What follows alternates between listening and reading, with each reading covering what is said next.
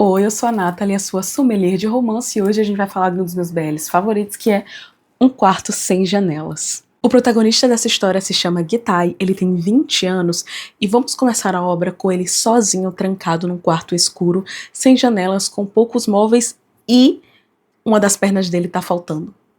Sendo que ele não sabe mais ou menos como é que isso aconteceu, ele tem apenas uma ideia, e a última memória que ele tem de antes de estar naquele quarto é que ele estava num encontro com o namorado dele. Mas o Gitai não tá sozinho naquele lugar.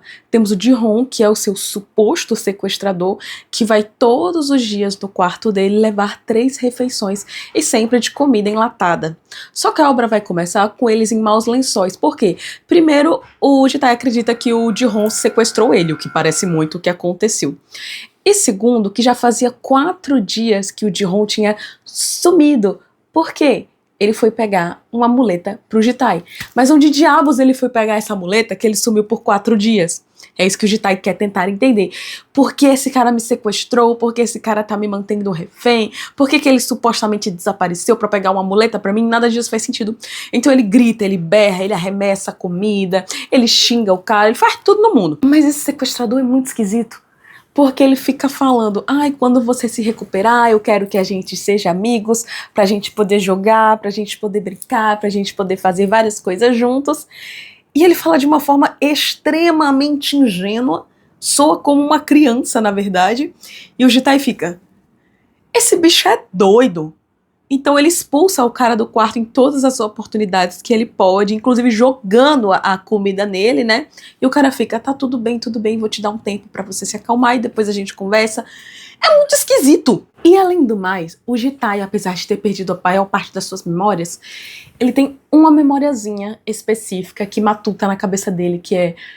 Foi o Ji-Hong que tirou a perna dele. Ele tem essa memória clara de que foi o Ji-Hong, mas ele não lembra por quê, não lembra qual foi a situação, ele só supõe que foi porque o cara o sequestrou e é pra ele não fugir. E o primeiro capítulo vai encerrar exatamente assim, com ele tendo essa lembrança. E, gente, quando eu tava lendo, eu juro pra vocês, como eu já disse, eu achei que fosse um terror. Eu achei que ia ser mais um daqueles supostos romances de sequestrador e vítima que eu não suporto, que eu odeio. No máximo eu aceito isso de Uma Bela e a Fera e olhe lá. E eu fiquei, meu Deus, não vou ler essa porcaria, não vou ler. O plot é outro. Bom, percebendo que ele tá muito fraco, que não sabe onde é que tá, né, que provavelmente é algum porão, alguma coisa assim, um sótão, ele pensa, bom, a única forma que eu tenho de escapar desse lugar seria eu fazer o meu sequestrador baixar a guarda. Então eu vou tentar ficar amigável com ele, vou tentar seduzi-lo, que assim que ele baixar a guarda, eu vou conseguir fugir. Então ele começa a dar um pouco mais de trela pro Ji-Hong, a conversar e tal, e o Ji-Hong fala que entende que o Gitai não gosta de ficar naquele quarto. Então ele começa a citar o próprio passado e diz que sua mãe também não gostava de ficar ali, ela sempre dizia isso para o pai dele. E eu achei que eu tava lendo Killing Stalking quando chegou nessa cena, mas graças a Deus não era nada disso. Então ele diz o seguinte para o Gitai. Ele diz que seu pai sempre dizia à sua mãe, se você pensar que está presa, isso aqui é uma prisão, mas se você decidir ficar, vai ser o paraíso. O problema é que a mãe dele não quis ficar. A mãe dele saiu e ele mesmo diz, a minha mãe decidiu sair do quarto e ela morreu. E o coitado do Gitai fica, meu Deus, eu estou com um louco. Vendo que ser amigável não vai ser o suficiente, o Gitai decide partir para a sua segunda opção, que é seduzir o Ji-Hong. E o Ji-Hong, lembra que ele sempre fala que quer brincar, que ele quer se divertir, que ele quer que o Gitai fique curado, feliz, para eles poderem fazer coisinhas e tal. E uma das coisas que ele fala é, eu queria muito dormir com você. E o Gitai pensa, vou dormir com ele. Vou dormir com ele porque o Ji-Hong, ele usa umas presilhas no cabelo. E o Gitai pensa, se eu conseguir pegar essas presilhas do cabelo dele, eu vou conseguir destancar a porta do quarto que eu tô, com uma coisa bem as 3 espiãs demais, e aí eu vou conseguir fugir daqui. Então ele fica assim, ó. Ji-Hong, vem pra debaixo do cobertor. Tá um calor. E o Ji-Hong fica, tá bom. Aí ele fica, tira a camisa. E o Ji-Hong fica, pra que eu tenho que tirar a minha camisa? Ai, gente, que cena constrangedora. Enfim, eles dormem juntos, né? Fazem coisinhas de adulto. E durante esse ato, o Jitai, ele bota a mão no cabelo do Ji-hoon e começa a tirar as presilhas, porque ele precisa de um dos grampos de cabelo. E quando eles terminam o ato, o Ji-hoon fica, caramba, isso foi incrível. O Jitai tá todo acabado e ele tá segurando as presilhas. Só que o Ji-hoon percebe, ele fica, ué, pra que você quer minhas presilhas? Aí o Jitai começa a ficar muito nervoso, e o Ji-hoon diz, ué, se você só queria isso, era só me pedir. Aí ele tira o resto e dá na mão dele. Aí ele fica, peraí, quando você falou que queria dormir comigo, o que você queria dizer? Aí ele, ué, eu queria dormir com você, porque onde eu tô dormindo, o sofá é muito pequenininho, e eu queria dormir do seu lado porque a cama é mais espaçosa. Não tinha nada a ver com fazer coisas de adulto. Quem supôs isso foi o Jitai, não foi o Ji-hoon. Gente, pelo amor de Deus. E o plot é mais estranho ainda, porque o Ji-hoon não conhece a palavra SEXO. Ele não conhece. Então, quando o Jitai fala sobre isso, o Ji-hoon fica... Ele não consegue pronunciar. Ele não consegue pronunciar essa palavra como se não existisse no vocabulário dele.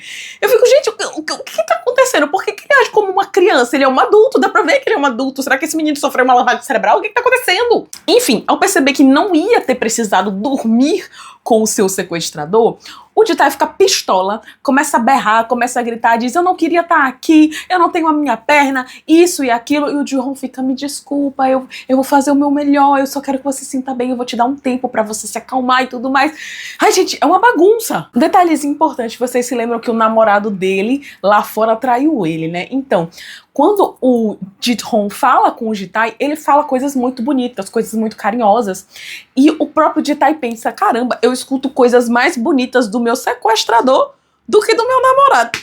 Meu filho, que namoro é esse que você tá, pelo amor de Deus? Enfim, o Ji-hoon sai do quarto e quando o Jitai percebe que já tá sozinho há um tempinho, ele decide colocar o seu plano em prática, pegar ali as presilhas de cabelo e começa a colocar no fechozinho lá da porta, né, e consegue destravar. Ele fica, caramba, consegui. Mas ao mesmo tempo ele pensa, como que eu consegui fazer isso? Desde quando eu sei abrir uma porta com um grampo de cabelo? Enfim, ele consegue passar e lá fora não tem uma casa. Ele não estava num porão. Ele estava numa instalação aparentemente subterrânea, porque ele encontra um elevador que tem até o 6º andar negativo, né? Tem o 6º andar subsolo. E é uma instalação toda branca, feita de metal e alumínio e ferro, e ele fica... Que é isso? Eu tô numa base secreta? E ele vai e decide que ele vai sair dali, de qualquer jeito. Ele se apoia na muleta dele, que foi o Ji-hoon que trouxe, e vai andando, sobe lá o primeiro, o segundo, até chegar lá em cima. Quando ele vê a porta de saída, ele começa a tremer muito, muito. O corpo dele começa a entrar em pânico, ele fica, o que tá acontecendo? Finalmente eu tô livre, finalmente eu posso ir embora, por que eu tô tão nervoso? Não tem motivo pra isso, eu vou sair. E ele empurra a mão naquela maçaneta e sai, e lá fora está uma bela noite de luar. E ele começa a ficar, meu Deus, eu saí, o coração dele batendo bem forte ainda. E ele começa a pedir por ajuda, e uma pessoa aparece para ajudá-lo. Mas não era uma pessoa, era um zumbi. Sim, esse é o plot. E eu amo histórias com zumbis, então sim, eu amei. Quando ele vê que é um zumbi, ele fica, lascou-se, ferrou-se, e ele começa a lutar contra um zumbi, pegando as coisas que ele encontra no chão, usando a muleta dele, o que for, ele pensa, acabou-se. E aí temos um flashback, porque quando ele vê o zumbi, todas as memórias que ele havia perdido, desde o momento do encontro até o momento do suposto sequestro, voltaram à sua mente. Há 9 anos atrás, o apocalipse zumbi começou com alguns ataques que se alastraram rapidamente. E esse apocalipse aconteceu justamente quando ele estava no encontro com o seu namorado. E surpreendentemente eles vão conseguir sobreviver, mas pouquíssimos seres humanos conseguiram, e por 9 anos eles vagaram juntos e eventualmente o grupo foi crescendo, só que as coisas não estavam boas. A gente estava ali numa situação em que o Jitai, ele estava com um pé podre. Todos do grupo estavam sem comer há quase uma semana, todos estavam muito mal, muito magros, olheiras enormes, e ainda assim ele ainda conseguia ficar junto com o namorado dele. Eles estão caminhando por um local que parece estar muito frio, porque está nevando, e eles conseguem se refugiar numa cabana da neve, só que eles vão congelar até a morte, estão com muita fome.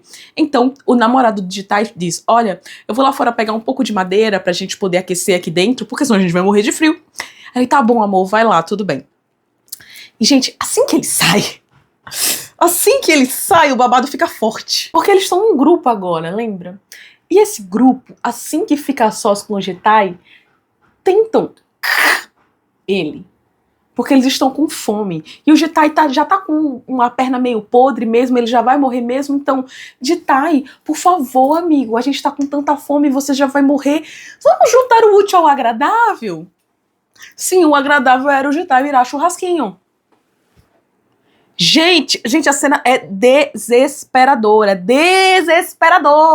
Ele consegue correr, entre muitas aspas, né, porque ele tá muito machucado, consegue escapar desses caras, tenta se defender, os caras ficam, você já vai morrer, por favor, como ele fica, não, vocês não sabem tudo que eu fiz pra chegar até aqui, eu passei 9 anos batalhando, essa é a minha vida vale a pena ser vivida, e eu não vou entregar minha vida pra matar fome de ninguém, vocês estão doidos? Enfim, quando ele tá prestes a, sabe, e dessa pra melhor, alguém elimina o cara que tava atacando ele, elimina o outro. E depois o outro. E ele fica, o quê? Quem chegou? O Ji-hoon. O Ji-hoon chegou para salvá-lo. Ai, que delícia! E aí o plot do plot. O namorado dele retorna e fica, caramba, tá todo mundo morto. E o Jitai fica, amor, eles tentaram me comer, literalmente, não figurativamente. E o cara fica, meu Deus, esses incompetentes, eu deixei você a sós com ele, nem assim eles conseguiram matar você. Sim, o imprestável do namorado dele estava participando do esquema, porque ele também estava faminto. E ele sabia que em algum momento o Jitai ia acabar morrendo por causa da perna apodrecendo. Esse é teu ex, amigo. Que merda. O flashback vai acabar, e então o Jitai percebe. Não tenho 20 anos. Tenho 29 anos. E vou morrer aqui. Mas ele não morre, tá? Ele consegue se defender e consegue voltar pra dentro do bunker. E eu fiquei, graças ao bom pai. Gente, eu tava desesperada nessa cena. Eu jurei que o final da obra ia ser assim. Ele lembrando do passado e então morrendo. Mas ele não morre. Muito obrigada, autor! Bom, a gente já sabe de onde é que foi que o Jitai veio. Mas e o Ji-hoon? De onde é que saiu esse menino que salvou a vida dele? Então vamos a mais um flashback do passado. O Ji-hoon, quando era criancinha, tinha pais meio fanáticos, por assim dizer, que acreditavam veementemente que o juízo final estava chegando, então eles decidiram construir um grande bunker. De onde é que saiu esse dinheiro? O que esses caras eram? Eu não sei, mas eles conseguiram construir um bunker de 6 andares no subsolo. Então assim, pouco dinheiro não tinha, e a história não explica, tipo, de onde é que veio essa grana, quem era esse povo, não explica. Só explica que o Ji-hoon, ele cresceu meio que ali, sabe? Ele já teve provavelmente uma vida lá em cima, mas não dá pra gente saber. Mas ele tá preso no bunker desde que era pequenininho. Então, desde que o apocalipse começou, ele viveu isolado naquele lugar com seu pai e com a sua mãe. Mas qual é o problema? Alguns meses após o apocalipse começar, o pai disse que ia subir lá em cima pra poder pegar a avó deles, que tinha ficado lá em cima. Só que o pai não voltou mais. E lá embaixo, gente, eles tinham tudo. Os pais prepararam tudo. Eles tinham comida enlatada para mais de 100 anos, eles tinham pequenas hortas, eles têm um aquário gigantesco com vários peixes. Então, eles realmente se prepararam para um grandíssimo apocalipse. Mas, como eu disse, o pai dele vai embora e não volta. O Ji-hoon fica apenas com a mãe dele. A mãe dele era uma médica, então ela ensina várias coisinhas para ele. Numa noite, ela acaba conseguindo um coelhinho.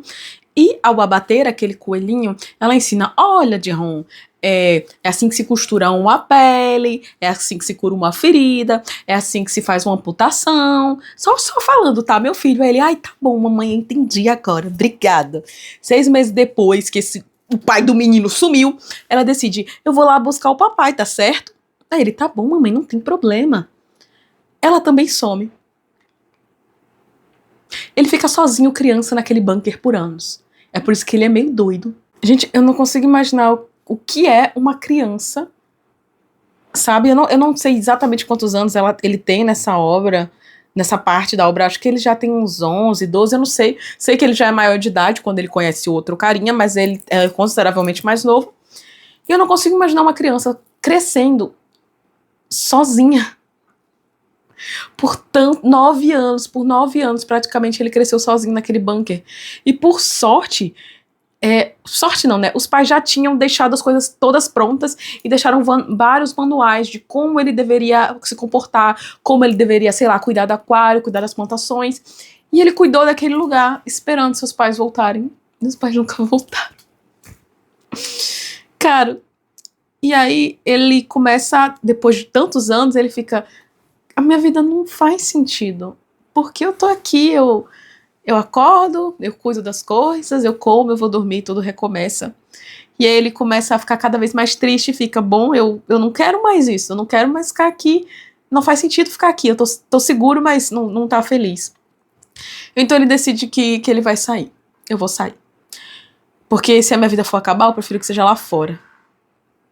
Então ele sai, e quando ele sai, é aquela cena que ele encontra o Jitai sendo atacado e elimina os caras que estão tentando machucá-lo.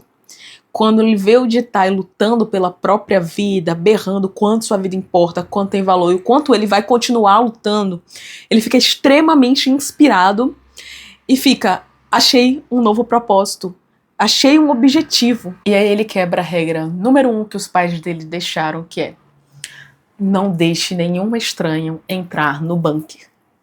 Foi a primeira vez que ele desobedeceu uma regra e foi a melhor coisa que ele fez na vida dele. E sim, a memória do Jitai de que foi o Jihon que tirou a perna dele é real, porque o Jihon tinha que tirar a perna dele estava apodrecendo, e quando você tá com um membro apodrecendo, gente, tem que amputar, porque senão sobe. Então se ele não tivesse tirado a perna do Jitai, o Jitai teria morrido mesmo. Ele salvou a vida do Jitai quando faz isso. Então, quando o Jitai chega no bunker, ele chora muito, gente, ele chora. E ele chora mais por ter sido traído pelo namorado do que pela perda do membro em si. É bem triste, ele tá deprimido todos os dias, ele tá mal todos os dias, ele fica desesperado.